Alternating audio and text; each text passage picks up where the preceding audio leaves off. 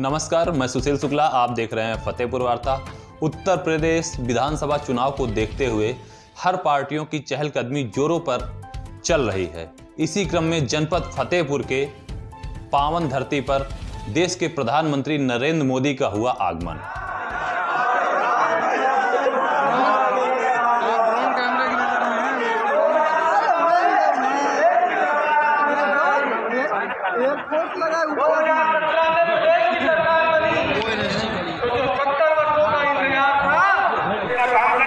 यही निवेदन करते हुए अपनी बात पूरी करता हूं। जय भारत।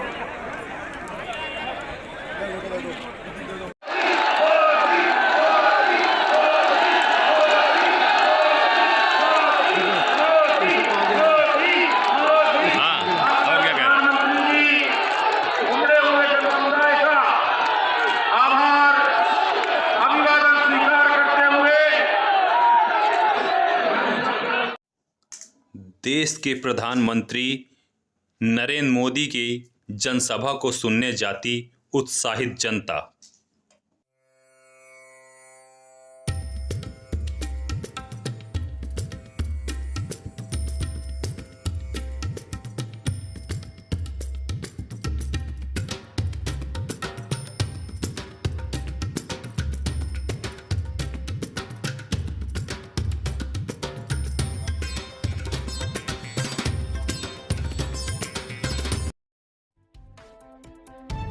अब देखिए आप देश के प्रधानमंत्री का जनता के लिए संबोधन। हमारे देश के वैज्ञानिकों ने कितनी मेहनत करके तैयार किया, लेकिन ये ऐसे राजनीति में लिपटे हुए लोग हैं, ऐसे परिवारवाद में फंसे हुए लोग हैं कि इनको टीके से भी समस्या, योगी से भी समस्या, मोदी से भी समस्या, टीके से भी समस्या। भाइयों बहनों, भाजपा की डबल इंजन की सरकार पिछले 2 सालों से गरीबों को मुफ्त राशन दे रही है। दुनिया के बड़े बड़े देश अपने नागरिकों की इतनी व्यवस्था नहीं कर पाए। धनी देश, संपन्न देश, वे भी वो काम नहीं कर पाए, वो भारत जैसे देश ने करके दिखाया है। 2 साल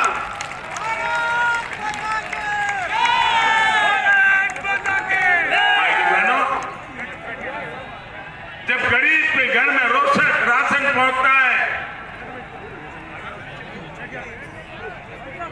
मेरे मन में एक ही कामना रहती थी कि कोरोना का संकट आया है, संकट भयंकर है, परिवार में हालत ऐसी कि एक कमरे में मां बीमार हो, कोरोना की बीमारी आई हो, लेकिन दूसरे कमरे से बेटा मां के पास भी नहीं जा सकता था। ऐसी ये बीमारी, उस बीमारी में मेरे दिल में एक ही बात रहती थी कि मेरा कोई गरीब परिवार, मेरी कोई गरीब मां, मेरे देश का कोई गरीब बच्चा, उसको कभी भी भूखे सोने की नौबत न आ जाए। कोई मेरा ऐसा गरीब परिवार न हो उसके घर में चूल्हा न जलता हो। लेकिन जब भारत इतना बड़ा काम कर रहा है कि लोग मुफ्त राशन देने वाली योजना पर भी सवाल खड़े कर रहे हैं। और इसलिए भाइयों बहनों, मैं आज आपके बीच आया हूं इन लोगों से सतर्क रहने के लिए, आपको जगाने आया हूं कि लोग ऐसी ऐसी बातें करेंगे, ऐसी ऐसी हवाबाजी करेंगे, आपको गुमराह करने के लिए खेल करेंगे। ये ना गरीब का भला चाहते हैं और न ही ये देश का विकास चाहते हैं। भाइयों बहनों, जब लाल किले से मैं पहली बार प्रधानमंत्री बना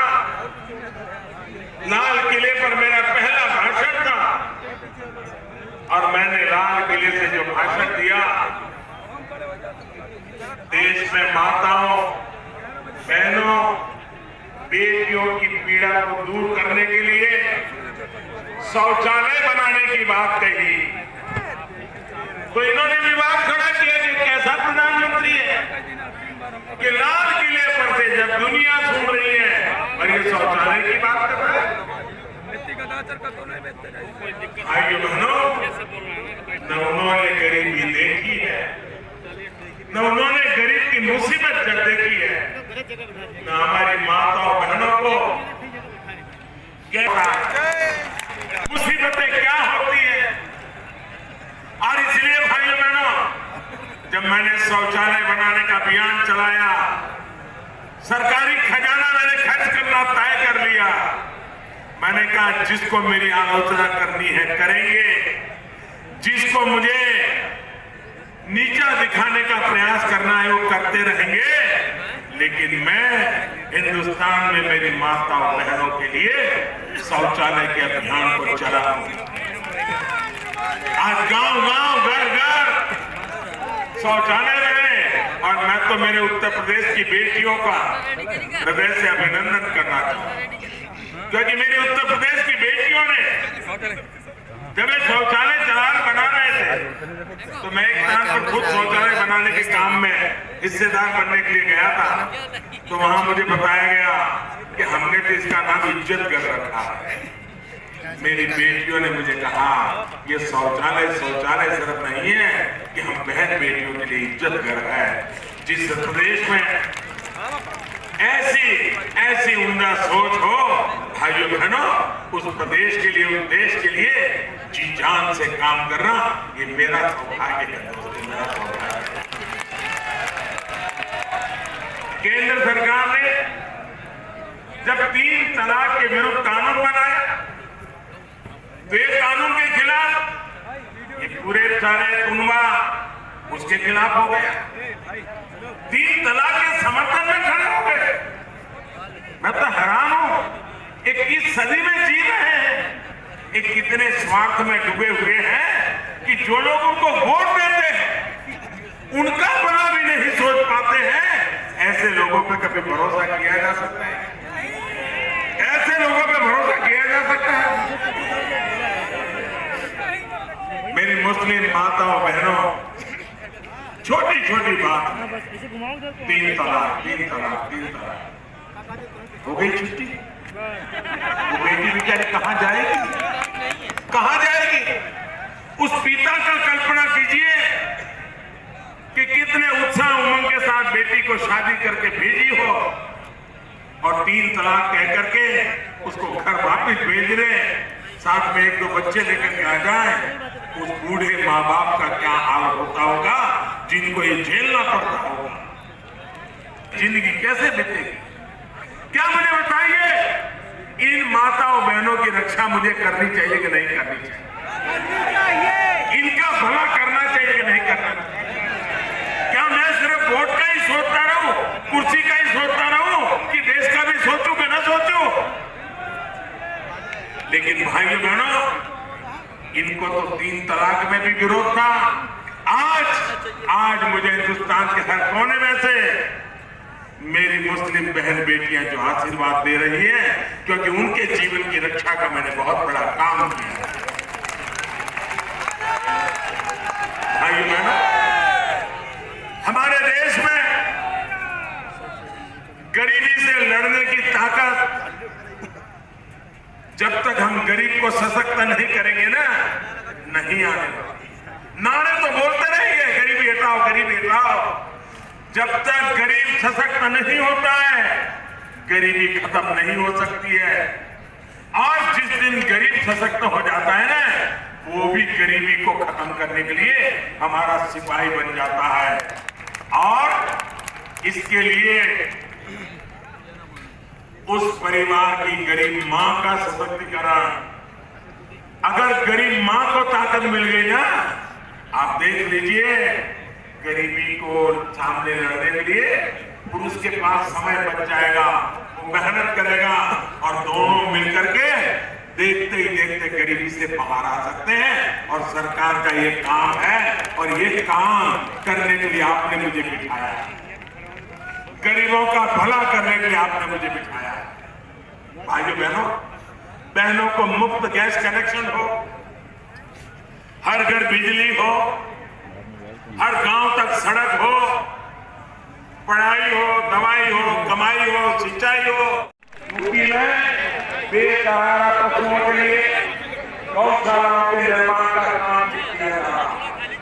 10 मार्च को दोबारा सरकार बनने के बाद ऐसे कार्यों को और गति दी जाएगी ताकि बेसहारा पशुओं को होने वाली परेशानी कम हो। आपका जो संकट है उसको हम दूर कर पाए, ये हम चिंता करते हैं। साथियों, फतेहपुर के लोग कभी नहीं भूल सकते हैं कि पिछली सरकार के लोग यहाँ कैसे कैसे दमनों करते।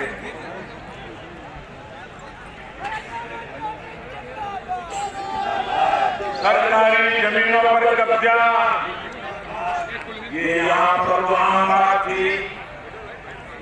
अवैध खनन माफिया ने तो फतेहपुर समेत इस पूरे इलाके को तबाह कर दिया। योगी जी की सरकार अब माफियाओं का इलाज, मुझे बताइए इलाज करना चाहिए कि नहीं करना चाहिए? इलाज होना चाहिए। योगी जी सही कर रहे नहीं कर रहे हैं, सही कर रहे नहीं कर रहे हैं।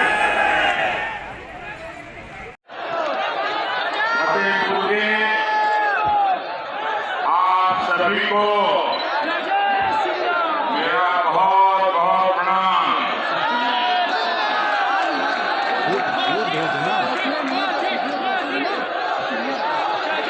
कल रात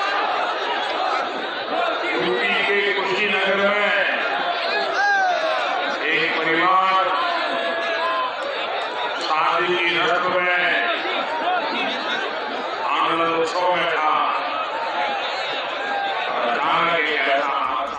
संबोधन के बाद प्रदेश के दिग्गज नेताओं के साथ जनता का उत्साहवर्धन करते देश के प्रधानमंत्री नरेंद्र मोदी।